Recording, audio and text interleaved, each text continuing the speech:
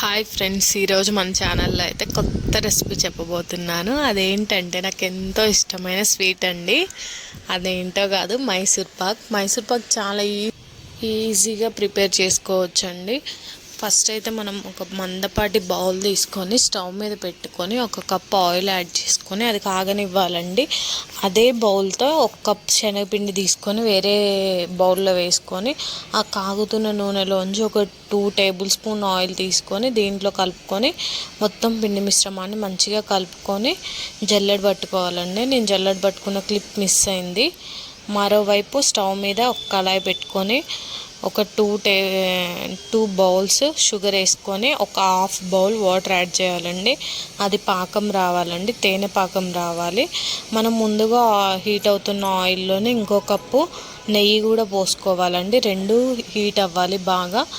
మనకి పాకం చూడండి ఇలా రావాలి. తేనె పాకం అంటే లైట్గా రావాలండి. ముదురు పాకం అయితే మైసూర్ పాకు గడ్డగట్టదు మనకి. సో తేనె పాకం వచ్చేటప్పుడు మనం ఆ శనగపిండిని యాడ్ చేసుకోవాలండి. శనగపిండిని యాడ్ చేసుకొని బాగా మిక్స్ చేసుకోవాలి. అలా ఎంతసేపు మంచిగా మిక్స్ చేసుకుంటే మనకు అంత గుల్లగా వస్తుందండి Mysore pak.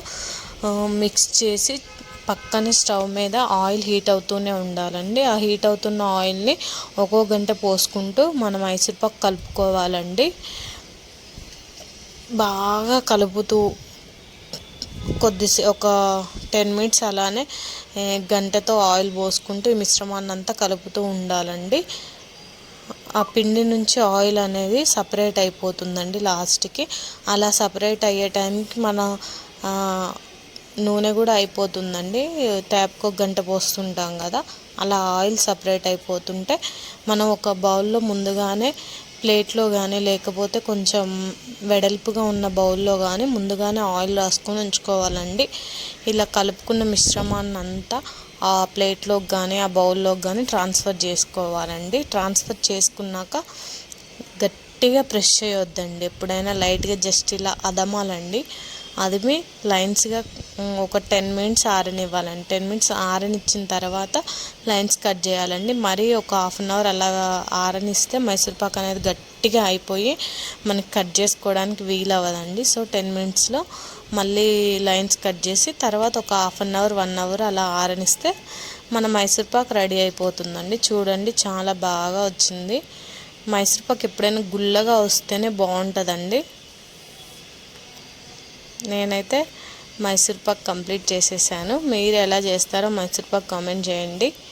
Please like, share and subscribe for more videos.